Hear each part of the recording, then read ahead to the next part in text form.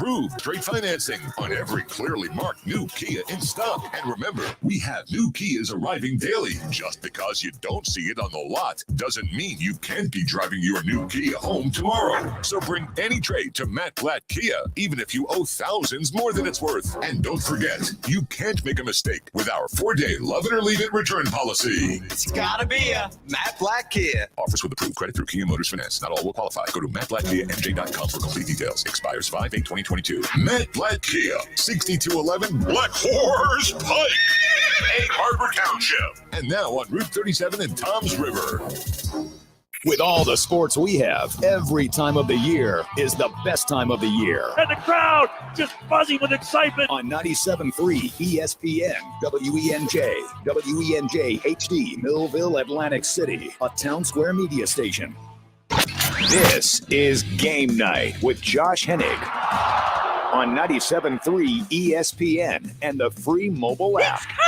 Now, live from the Matt Blatt Kia Studios. What a move! Here's Josh Hennig. Josh Hennig here on Game Night. You're on 97.3 ESPN. And the Sixers missed on a golden opportunity. They had it right in the palm of their hand, and they dropped the ball like it was a hot potato. And then everybody wants someone to blame. We'll get into all that and more this hour. Bryan Toporek from Forbes Sports and the NBA podcast will join me coming up at 6:20 tonight. Also, we'll take your guys' thoughts and comments, your reaction to the Sixers' loss last night, and more. 609-403-0973 is the text board. You also can DM the show through the 97.3 ESPN mobile app, powered by First Bank of Seattle City. Sorry, I got a little distracted right there for a hot minute. You know, last night's game, I'm still annoyed. And I'm in part annoyed because I told you guys, to me, last night was the shot at making this a series. I'm a big believer in when you have a chance to put a team away, when you have a chance to win a game, you gotta do it. I don't understand why the Sixers went into the second half of that game and played so poorly. It boggles my mind. You have a team that went out there, had the lead at halftime. Yeah, they didn't shoot well in the first half, but they at least looked like they had a chance to be competitive the rest of the game. The Sixers didn't turn the ball over a bunch in the first half. They turned it over way more in the second half. Miami was the team in the first half that was turning the ball over. In the first half, Miami was the team that was playing like garbage. And then the Sixers said, hold my beer, basically. It came out there and outdid them. Look, you can pull all the numbers you want out about this game last night. To me, it's a very simple equation. The Sixers went from being the team that dictated the pace of the game to the team that got smacked in the face and just walked away and cried about it.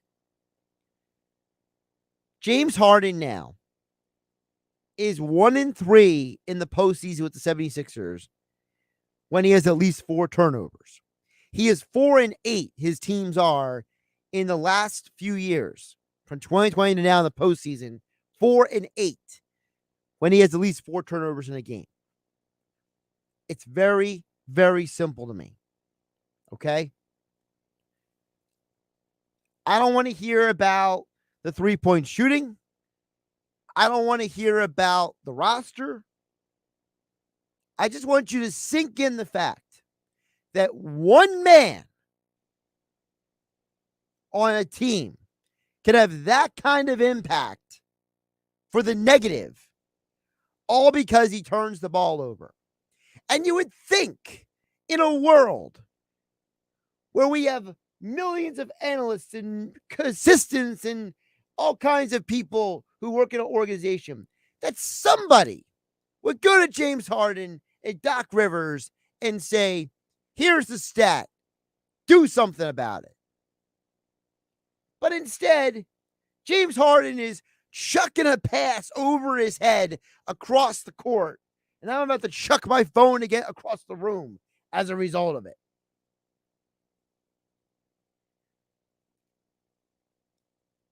Listen, I understand that the whole situation with the center is a problem, and Mike Gill spent the last 4 hours, touching on it at different points in time. DeAndre Jordan shouldn't be on the court, and the fact that Doc Rivers is trying to sell us wolf tickets to put him on the court is an insult to anyone's intelligence. But you acquired James Harden for a reason. You acquired him because, one, he was the best guy you could get, considering Ben Simmons hadn't even played all year.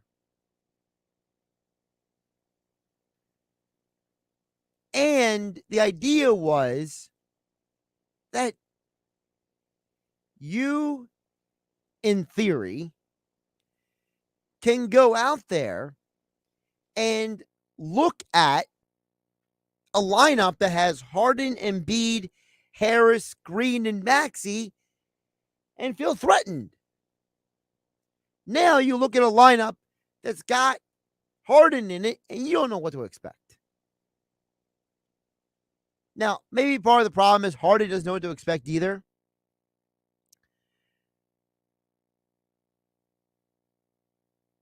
But at the end of the day, Harden was a big reason why they lost that game last night. Look, to me, there were 3 reasons why the Sixers failed to win game 1 and lost a golden opportunity. To me, number 1 was Harden and his poor play. More than just the stat turnovers, it was the sloppiness. It was the inefficiency. Mike Gill read the stat earlier that it was the 3rd least efficient game of Harden's NBA career. It's a huge part of why they lost the game. But there are other 2 reasons you have to touch on. Number 1 of the other 2 reasons is the poor shooting. This is a team that they either live or die by the three-pointer. And it's not a smart way to play basketball. Look, unless you have some of the greatest shooters of all time on your roster, like the Warriors with Steph Curry and Klay Thompson, living and dying by the 3 is an extremely risky proposition for an offense. And it feels like the Sixers don't know how to play offense any other way but that. And it's incredibly disappointing when your head coach is supposed to be one of the 15 greatest NBA coaches of all time, a guy who played in the league for over a decade, a guy who's coached in the league for 2 decades. And then you have Sam Cassell, Dan Burke, Dave Yeager, this all-star coaching staff, and this is the best you can come up with. And then the other part of it is just the rotations are just so bizarre. And Doc can say all he wants that, I took a poll of the room and this is who the guys won and whatever else you want to say. But I got 2 eyes. And unless I am the stupidest man to ever walk the planet, me and everybody watching knows that DeAndre Jordan doesn't have the foot speed, the explosion, the athleticism anymore to keep up defensively in a series where the opposing big man is Bam Adebayo. So unless everyone watching is an idiot and Doc's the only smart person on earth, the reality is that Doc, in his hubris, is going to doom himself. And James Harden, in his hubris and his ego, is going to doom this team. And this team is going to lose in 5 games in this series because Doc Rivers, James Harden, and the Sixers organization have too much ego and too much hubris to admit what is obvious to everyone else. Sometimes it doesn't take the smartest man in the room to figure something out. Sometimes it doesn't take a genius to figure something out. And for the Sixers, there's too many signs pointing to the fact that this is a joke. And frankly, I don't know if Doc Rivers is going to survive this series if they lose in 5 games or if they get swept. I know it's not all Doc Rivers' fault. I can't blame him for everything. And I'm not a guy calling for his firing. But the way he has handled his business has been at times insulting and unprofessional altogether. And I think that the Sixers organization needs to have a conversation with Doc behind closed doors about how he handles his business publicly. Because it's getting bad. It's just a bad look. And optics are everything in this world. If somebody thinks that you're disrespectful and you're whatever, then your perception becomes reality. Josh and Nick here on Game Night on 97.3 ESPN FM, the 97.3 ESPN mobile app, powered by First Bank Seattle City. Of course, you also can DM the show through the 97.3 ESPN mobile app or text in at 609-403-0973. I did want to hit on an NFL story really quick before we hit the break. So, I don't know how many of you saw what Ryan Tannehill, the quarterback of the Titans, said today. But Ryan Tannehill did not do himself any favors today. So, for those who didn't see, Tannehill spoke to the media today. There was a lot of speculation about his status because he missed part of the voluntary offseason. He was at the facility today, spoke to the media, and he said 2 things that I think are very concerning. The first thing he said was that he's not here to mentor Malik Willis. That's not his job. I'll get to that point in a minute. And 2, he said that after the loss to the Bengals in the playoffs, that he had to go to get therapy for the first time in his life. And he was in a very, very dark place after that. Now, I'm going to address the second one first.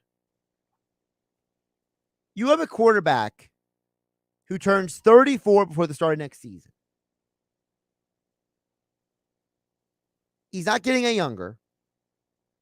That playoff game was probably the worst game of one of the worst games of his professional life, throwing those 3 interceptions.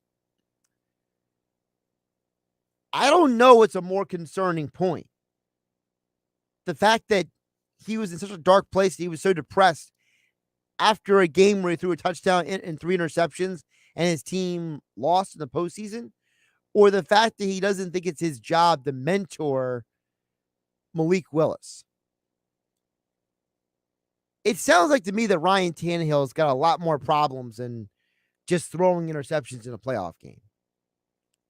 And it makes a lot of sense why the Titans traded up where they did to get Malik Willis to be their quarterback of the future.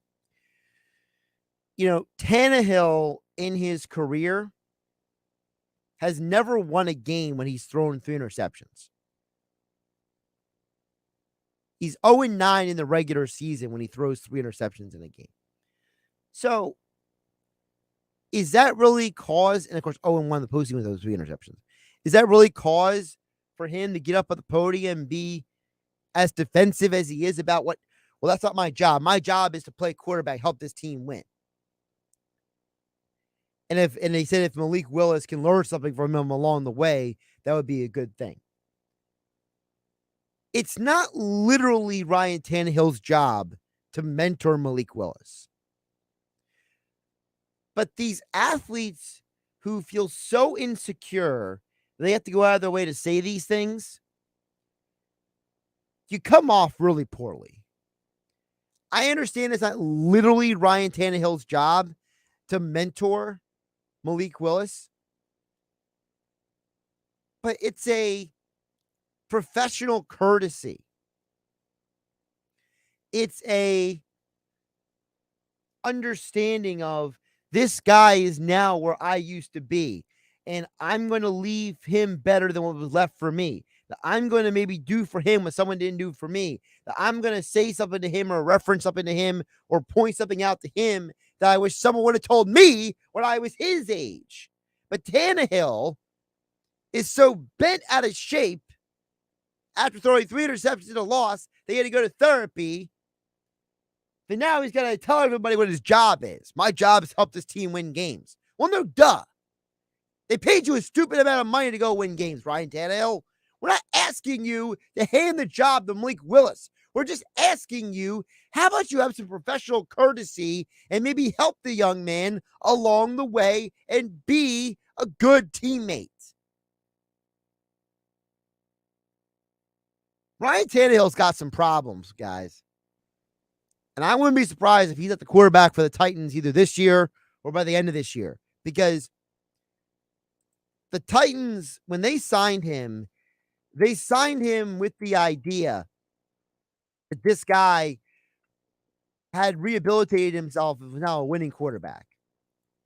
And now that he's going to turn 34 years old, after this year, he has no more guaranteed money on that contract. And I guarantee you that between those comments he made today and the bloated money left on his contract, this team is going to get rid of him as fast as humanly possible after this year.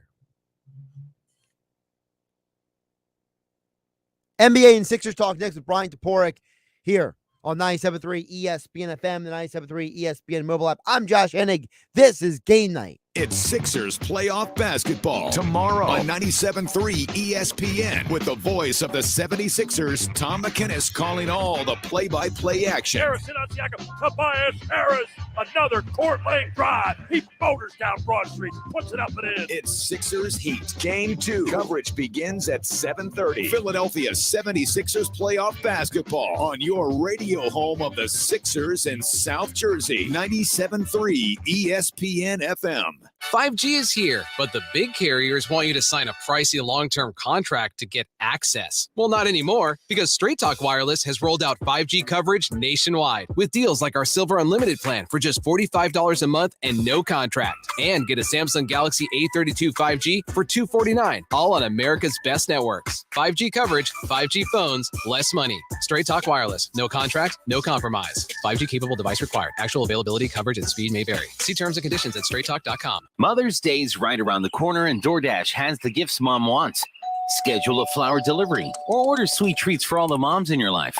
With dozens of local shops and national favorites, there are plenty of options for you to choose. Download the app or visit DoorDash.com and use promo code ORDER22 for 50% off your first order of $15 or more, up to a $12 value. That is promo code ORDER22 for 50% off your first order, up to a $12 value. Limited time offer. With no fees or minimums and no overdraft fees, banking with Capital One is the easiest decision in the history of decisions. Even easier than choosing Charles Barkley in a pickup game. We'll take Barkley. Ha! First pick. Sorry, kids. Yep, even easier than that. With no fees or minimums and no overdraft fees, is it even a decision? Okay, here's the plan. Pass me the ball every time. This is banking reimagined. What's in your wallet? Terms apply. See CapitalOne.com/bank for details. Capital One NA member FDIC. Get in zone, AutoZone. Welcome to AutoZone. Thinking about gas mileage? Quality oil like Mobil 1 Full Synthetic can help you get more out of every mile. Got an older vehicle? Try Mobil 1 Full Synthetic High Mileage. Right now, you can get 5 quarts with an STP Extended Life Oil Filter for only $37.99. Get what you need for better fuel efficiency at any of our 6,000 stores or on AutoZone.com. Get in the zone, AutoZone. Restrictions apply.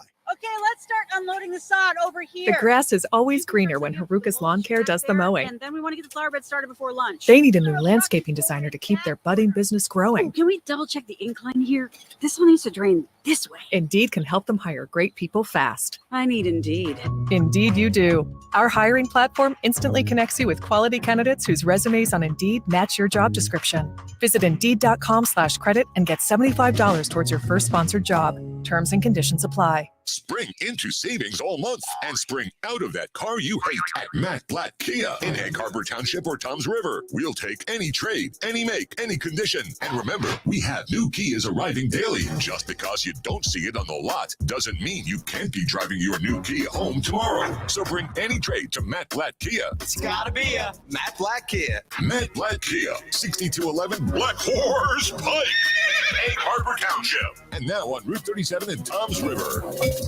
You're listening to Game Night with Josh Hennig on 97.3 ESPN and the free mobile app. Sixers missed an opportunity last night. I told you guys yesterday on the show that they had a chance to win game one. You go in there, you push all the chips to the middle of the table, you put aside everything else, and you give it your best shot. And for one half, the Sixers did that. For the second half, well, hubris and ego and whatever other adjective you want to use got in the way as the Sixers foil a golden opportunity in game one to make this an interesting series that will now probably end in 5 games. So talk more about it, as well as the NBA playoffs. Bryan Toporek joins us. He is the co-host of the NBA podcast, and he also writes about the NBA for Forbes Sports. Bryan, how you doing today? Josh, I'm doing well. How are you? I am doing better than the Sixers media that put up with Doc Rivers. Basically, I'm going to start with this. I wasn't planning to start with this, but I'm just going to go here. I can't remember a coach that has been more insulting to everyone's intelligence.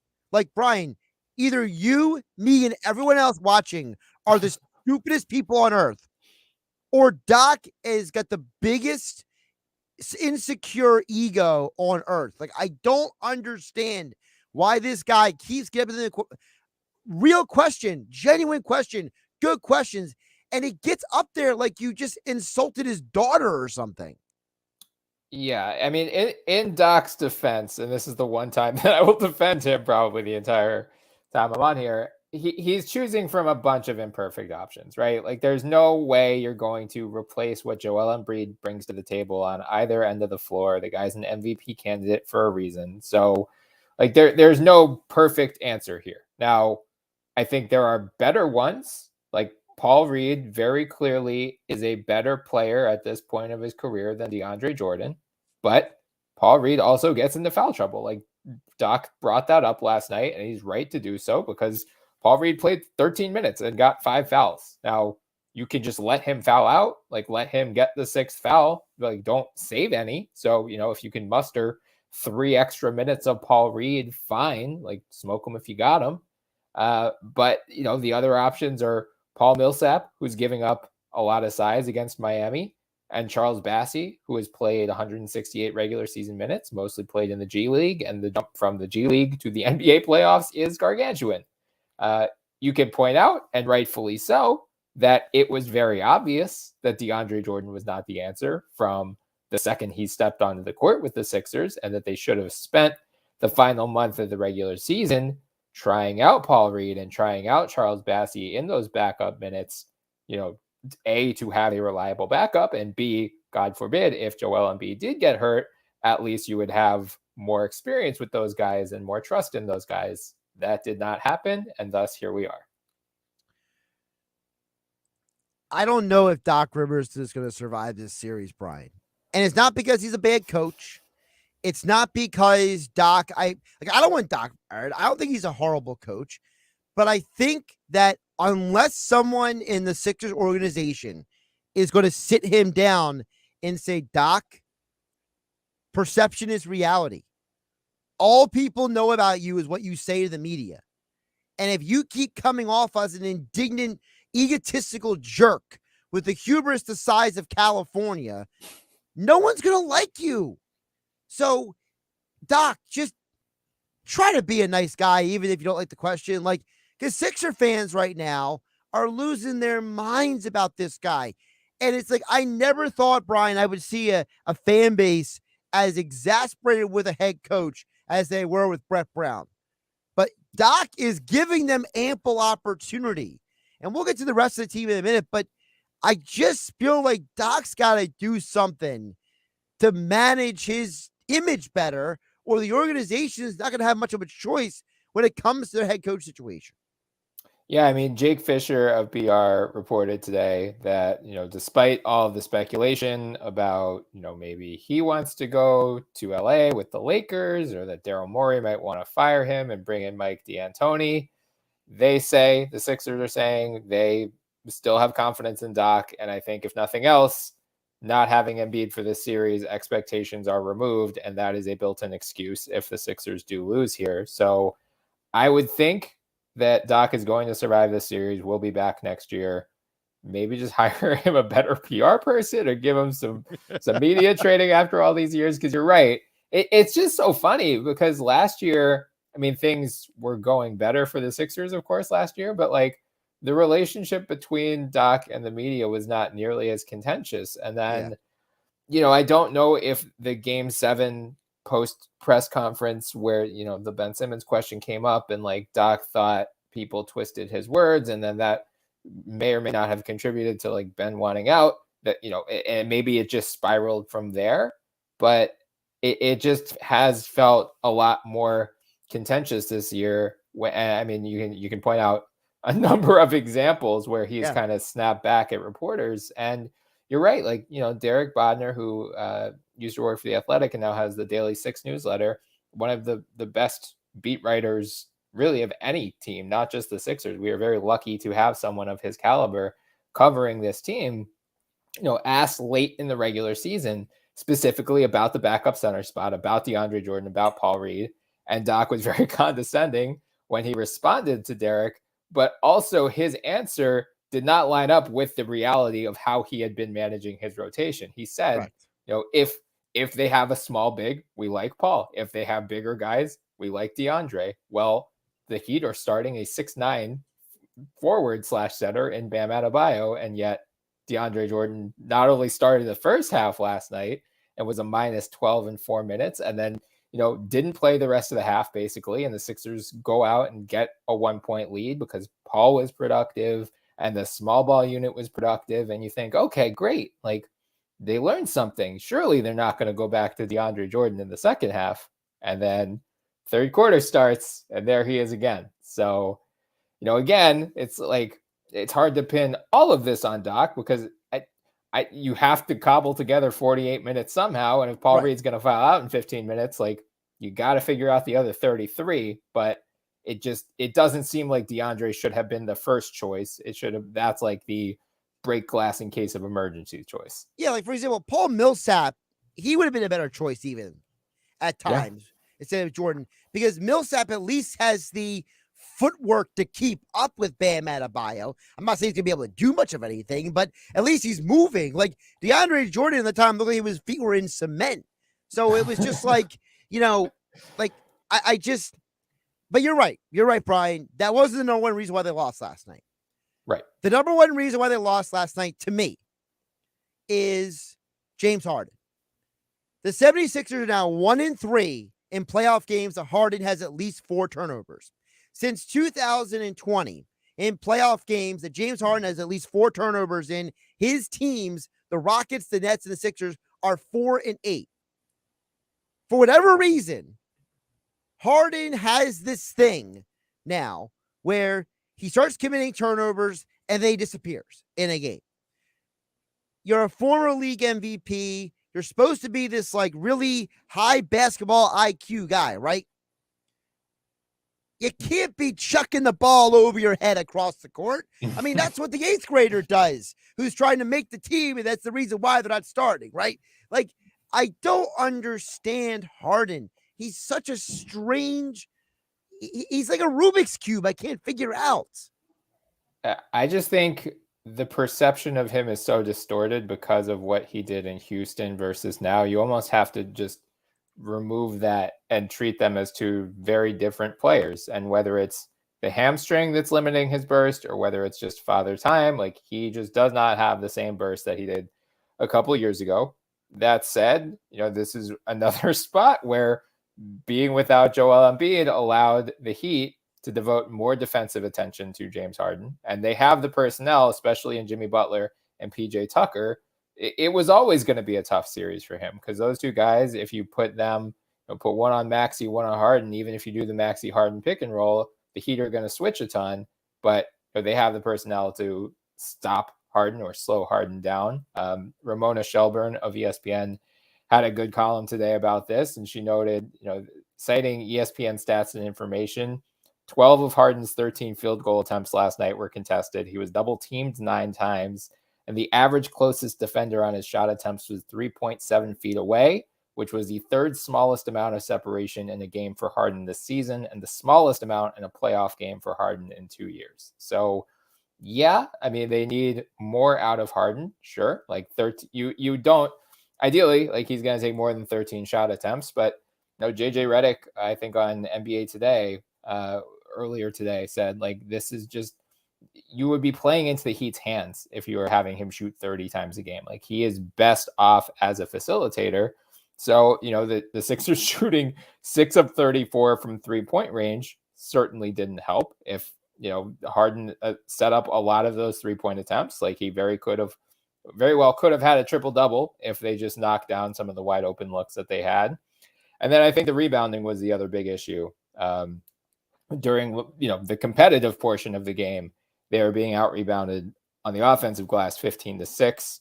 I think, again, another area where you missed Joel Embiid, but also that like this was where when Paul Reed was in foul trouble, he was more reluctant to battle for those offensive boards, even though he brought in 5 of the Sixers' 9 on the night.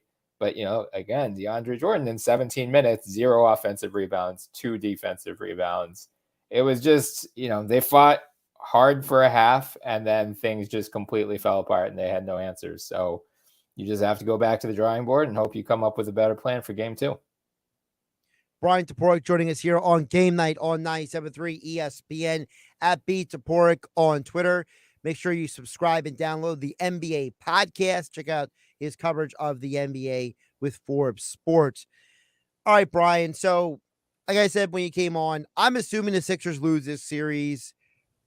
Even if Embiid comes back and plays like a god for 2 games, because I'm assuming he's going to be back for game 3. So I'm going to assume that this series ends in 5 games, maybe 6 if we're lucky. What happens this offseason? I mean, I don't think there are going to be many changes, to be honest. Like they have James Harden, of course, is the big decision that they need to make. I would be shocked if they don't re-sign him to either a max deal or a near max deal. It's not going to matter either way in terms of what the Sixers can do otherwise. They're still going to be over the luxury tax line either way. They're very likely, barring any blockbuster changes, they will only have a $6.4 million taxpayer mid-level exception to sign with any free agents. Otherwise, they'll be limited to minimum guys. The Nets can take their first-round pick this year as part of the Harden trade. If I was the Nets, I would defer it to next year, but we'll see. They have to make that decision by June 1st. So, you basically have to bank on nailing. If you spend that taxpayer mid-level, you have to nail that signing, which, last year they did. They spent part of it on George Niang, which is a great find. They spent a little bit on Charles Bassey to sign him to a 3-year deal. We haven't seen much of Bassey with the Sixers, but he was dominant in the G League, and given how badly they need a backup center, you would hope he'd get a crack at real rotation minutes next year. So I think it's more you just have to hit a lot of moves on the margins. A month or 2 ago, I would have said Tobias Harris would have been on the chopping block and could have been the big, that's how you shuffle some pieces around. But to Tobias's credit, he has been playing unbelievably well, really over the last month and a half. But I mean, it's standing out more in the playoffs on this national stage. So I don't think you necessarily move him anymore. Yeah, I mean, let's be realistic. Tobias Harris is the least of their problems right now. I mean, he's been their best player over the full span of the playoffs. He has been their best player. To me, it comes down to two things. One, that you said, the Harden decision, but the other part is, Morey's got to have an honest conversation with everybody in the organization and be like, what's the goal here? If the goal is to win a championship, we got to shake something up. We got to add something else to this roster, right? Or if he says, look, if everybody's okay with just getting to the conference finals and that's it, then you literally just run it back, right? Like, I think that Morey has a history of being creative and finding ways to make something out of nothing with rosters. He did it for over a decade in Houston, right? So to me, I think Morey's biggest conundrum is he knows what needs to be done. He just needs to get everyone else to buy into it. Yeah, I mean, the positive thing is that very few teams have cap space this summer. So, a lot of teams are going to be competing for the same types of players with the exact same amount of money. Now, this free agent class is not exactly teeming with strong options to say, like, Harden, Zach LaVine, Brad Beal are at the top. Kyrie Irving, very likely. I'm assuming all of those guys stay with their respective teams. But after that, there is a very steep drop off. So again, I think it's more moves on the margins that you just need to nail, whether it's, identifying the biggest areas of need. And, I would have said 12 months ago that as a ball handler in place of Ben Simmons. Now with Maxey and Harden, you feel pretty good about where you are there. Maybe Shake Milton can continue handling some backup minutes as needed. Maybe Jaden Springer, we see more of him next year. So I think it's more just adding another reliable wing or more size that you can play. Whether it's another shooter, like try to pry Malik Monk out of there. And, he played with the Lakers last year, and I'm sure they're going to try to keep him, but who knows if he's going to want to go back after the season they just had. I think the likes of Bruce Brown is going to be too expensive. But even if you can get, just some guys on minimum or near minimum deals, anything would help. Like, they just need more reliable depth at this point, because like you look at the bench and, Niang most nights, especially in the regular season, you felt good about, and Danny was coming off the bench. Now he's starting, but there's really no one that you can trust or that you can, that you're penciling in for like, all right, this guy's going to get us 12 to 15 points, a couple rebounds, a couple assists. Like Miami has Tyler Hero, who just won 6th Man of the Year, as we were on the radio here, who, like, they know Tyler Hero most often, more nights than not, we're going to get 15 to 20 points out of him. Like, you can treat him as our 5th starter. The Sixers just don't have that. So I think that is one of the big things they need to find this summer. The other thing, and I wrote about this going into the playoffs, is that Matisse Thybulle is eligible for an extension. I think it's safe to say he's probably lost himself a lot of money over the last month or so. So figuring out whether you give him that extension, barring a very team-friendly deal, I would think that's not going to happen. And I think you just let him test restricted free agency next year. And then, hope he can develop some semblance of a shot, because until he does, teams we saw it against Toronto, especially, teams will just completely play off of him, leave him wide open, and dare him to beat them from deep. Couple more things before I let you go, Brian.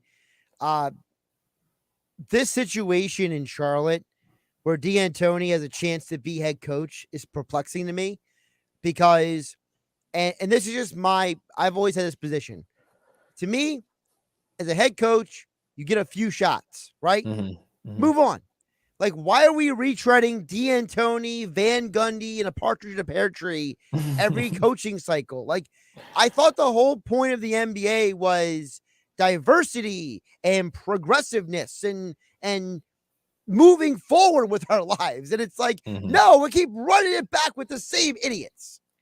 Yeah. Well, I mean, D'Antoni, the thought of him with LaMelo Ball in particular is actually pretty fun. Him, especially like LaMelo, and if they re-sign Miles Bridges, like it feels like a very quintessential Charlotte move. And by that, I mean, it's not going to make them a title contender, but I'm not convinced that the Hornets are trying to actually win a title. Like, I think they are just content with, like, let's play an entertaining brand of basketball. Let's win 45 games. Let's maybe sneak into the playoffs and maybe get a first round series, get a little playoff revenue, and we'll call it a day. Like, they're so far away from actual championship contention at this point that, like if D'Antoni can impart some wisdom upon LaMelo, that's really the only thing that matters for that franchise long term either way. But I'm with you. I mean, we saw like Willie Green is a perfect example with the Pelicans this year, who, was off to a horrific start, and really Ime Udoka in Boston this year as well. Both guys got off to rocky starts, and then the Celtics before game one were, I think, the favorites to come out of the East, and the Pelicans turn it around without Zion the whole season, would sneak into the playoffs, put an actual scare into the Suns. So yeah, I would like to see, some new blood instead of like the Kings have released their list of finalists and it's like Mark Jackson and Mike Brown and Steve Clifford, and you know what you're getting out of those guys. So I think that's part of the appeal, especially for these teams that are more rebuilding or up and coming, or like, far enough away from a championship that they can afford that type of coach. Whereas, the Sixers a couple of years ago, after they fired Brett, like in retrospect, I think it's fair to say they probably should have hired Ty Lue, but they went for Doc because he had the name brand, he has the championship, he has the, he's worked with superstars before, so he knows how to manage egos in theory, although as it turned out, it wasn't entirely true on that end. So I think the established knowing what you're going to get is part of why teams are going for these retreads. I will just say that Mark Jackson has only had one head coaching job in his career. Am I correct? I believe just the Warriors so. gig. Yeah, I believe so. So, I mean, him getting a second job to me is not that big a deal. I just feel like guys like D'Antoni and Stan Van Gundy, it's like, oh, here we go again. They're naming, I mean, even Doc to an extent. It's like at some point, it's like, we always talk about trying to give people like, like, are you really the best guy? Are you really the best guy? You know what I mean? Right. And it's just like, someone had to give Doc a chance, right? Someone had to give D'Antoni a chance. Someone had to give Van Gundy a chance. Like, why can't somebody else get a chance? That's, like, look at Sam Cassell. That guy should be a head coach by now. But instead, he's run up and down the sideline like he is the coach of the Sixers, while Doc is still screaming at the media about DeAndre Jordan. or making the astonished face at a ref for a call that he is aghast. The famous meme that never goes away. Yes. One more thing before I let you go, Brian. Tonight, Bucks, Celtics. It's starting to look more and more like the Bucks are going to pretty much win this series because there's no Marcus Smart, at least for one more game. I'm starting to really feel like that this second round is a letdown because, with Embiid injured in the Sixers series, Celtics and Bucks, neither side is fully healthy. And I mean, I don't even know what the heck happened in that Suns Mavs game last night. I kept watching that game, trying to figure out how it was a 20-point lead at one point. It got to only 10. I mean, is this just a letdown for all of us at the second round? I think if your expectations were high, it was, but I tweeted this going into the second round. Like I thought we might be headed for this type of thing. Now, granted, I thought it was going to be Boston on the other side of this. So Milwaukee, we'll see what happens tonight. I think that still could be a good series. And Warriors Memphis was really close. Now, if Draymond doesn't get ejected in game one, who knows how that goes. So that's also an interesting one to keep an eye on. But yeah, I think the Mavericks are just overmatched against the Suns. And we'll see if the Sixers come up with something new at center. But if they're going to play DeAndre Jordan for 20 minutes against Miami, like they're going to be coming back to Philly in an 0-2 hole more likely than not. He's Bryan Toporek. You can follow him on Twitter at @BToporek. Check out the NBA podcast. Like, subscribe, download, give it the 5-star review. Also check out all of Brian's work over right about the NBA with Forbes Sports and Fanside. And he joined me right here on Game Night on 97.3 ESPN. Brian, hopefully one of these days we have a conversation with the Sixers and it's not all of us wanting to scratch our eyes out. I just hope, I hope I can come on next week and we still have Sixers basketball to discuss. We're not talking about exit interviews. Oh my gosh. All right, Bryan, have a go on, my friend. All right, you too. Josh Hennig here on Game Night on 97.3 ESPN. We'll get to your thoughts and comments on the side. Text board is open at 609-403-0973. You also can DM the show through the 97.3 ESPN mobile app. It's free. Thanks to First Bank of Seattle City. It's Sixers playoff basketball tomorrow on 97.3 ESPN with the voice of the 76ers, Tom McInnes, calling all the play-by-play action. Harrison on Siakam, Tobias Harris, another court lane drive. He motors down Broad Street, puts it up and in. It's Sixers Heat Game 2. Coverage begins at 7:30. Philadelphia 76ers playoff basketball on your radio home of the Sixers in South Jersey, 97.3 ESPN FM.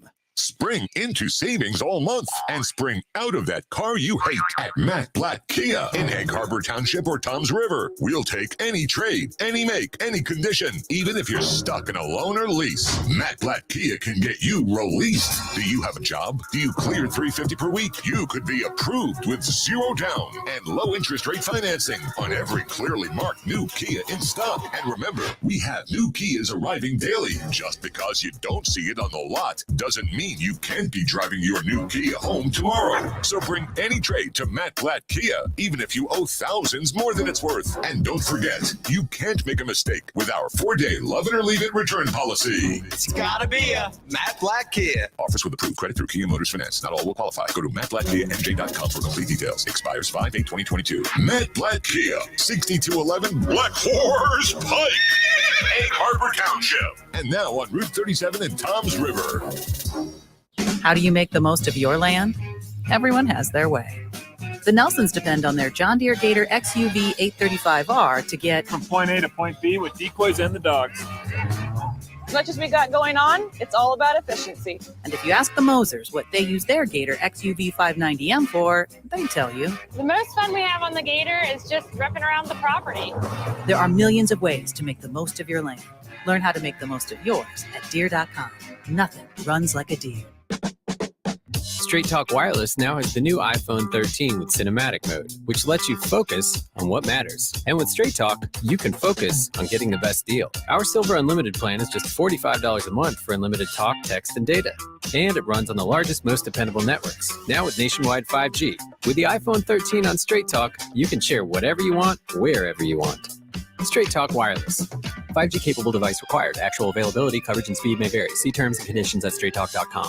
Ray Magliozzi here for eBay Motors. You're driving along and some nimrod cuts you off. You hit the horn. Jeez, it sounds like a goose in distress. Time to head over to eBay Motors. They have horns for every make and model, not to mention horn pads, steering wheels, wiring, and more. 122 million parts. You can even go for an upgrade. It looks like Mr. Cutoff Man needs a new seat cover.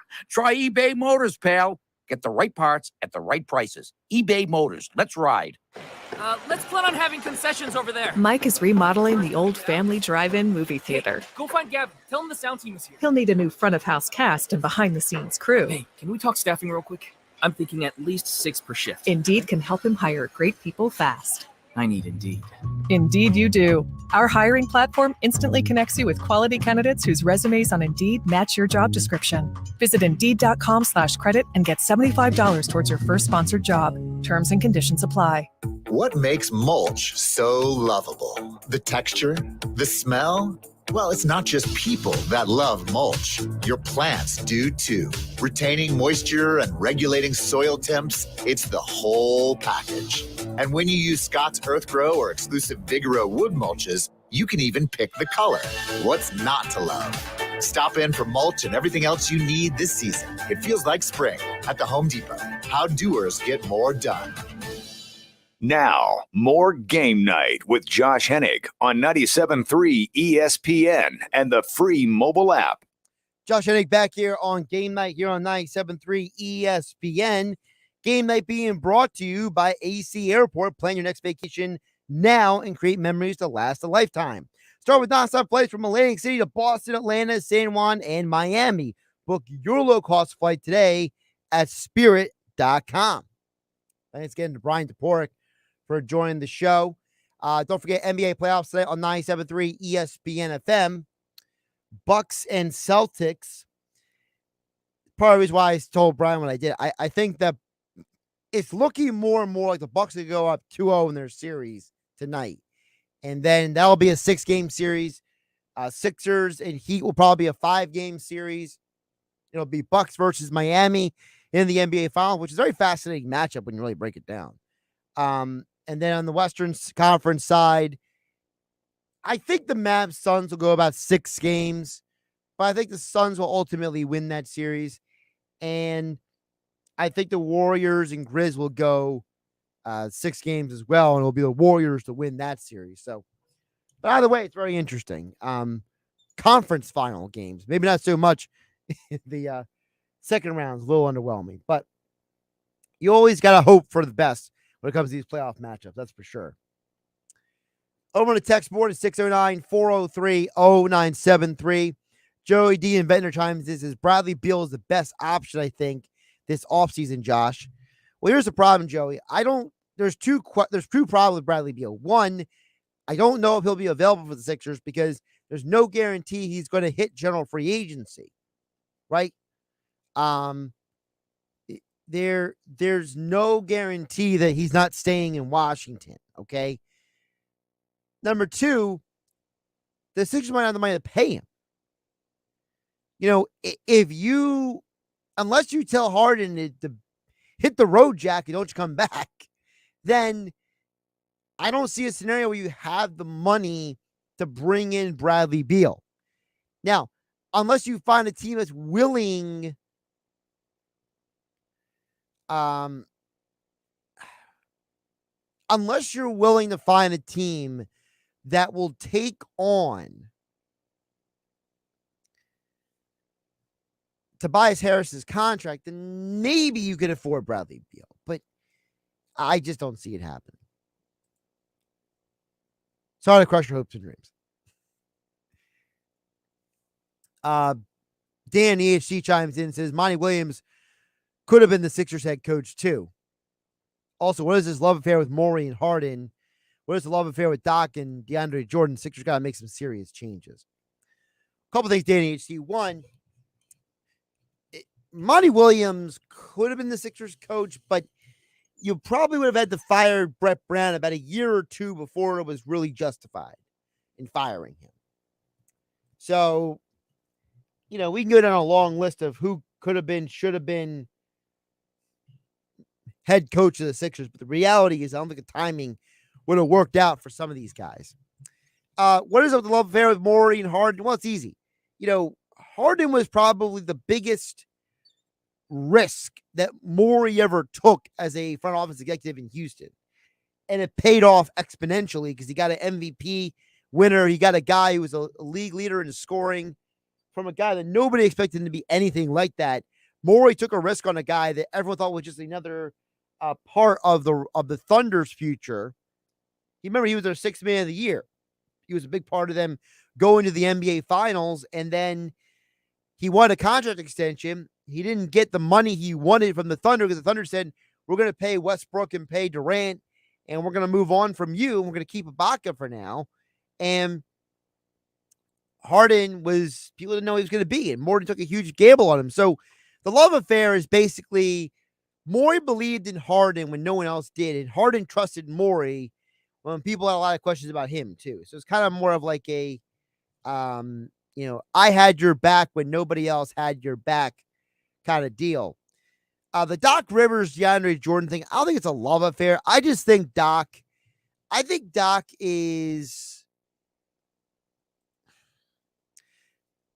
needs to take some time off from coaching, in my opinion. Either that or he needs to get a PR representative.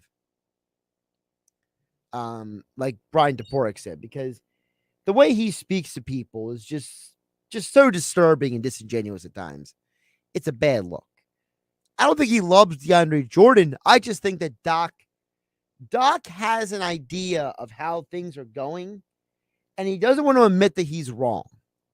And his efforts to not admit that he's wrong because I don't know, maybe think it's a sign of weakness or something. But whatever the reason, his efforts to not be wrong has fueled him to look worse than he really is. That's the best way I can explain it, Danny HD. Another message coming in here says, doesn't matter who plays at center for the Sixers. Sixers still going to get their rears kicked without Embiid. I mean, yes, I don't doubt that. But the problem is that, you know, you could put somebody else in there and it be less ugly. You know, if you played more Millsap and Reed and Bassey instead of Jordan, maybe you don't get destroyed on the rebounding situation. You know, maybe you have better defense. You know, maybe you have better athletes on the field. You know, that's what the real deal is here. It's not that let me rephrase that. There's two different sides of this, right? There's the side that, look, no matter who you play, you're going to lose anyway. But as Herm Edwards said, you still play to win the game. So you still have to go out there and try to win. So you should put the best possible player on the court to win.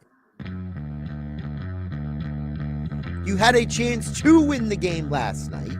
You didn't win the game because, one, Harden played horrible in the second half. Two, you couldn't hit a three-pointer if life depended on it. And your offense is hyper-dependent on threes, which really shouldn't be. But because you're so limited on your offense and your roster without Embiid, you're stuck. And number three, Bam Adebayo and every other big man who came into the game for the Miami Heat abusing DeAndre Jordan like he's standing still in just cement. So, you know, it matters because if your goal is to win the game, you should put your team in a position to win the game. But instead of doing that, Doc is more interested in not admitting that he's wrong than doing what is right for the team. And the same thing with Harden as well. Both their hubris are just, damning this team altogether.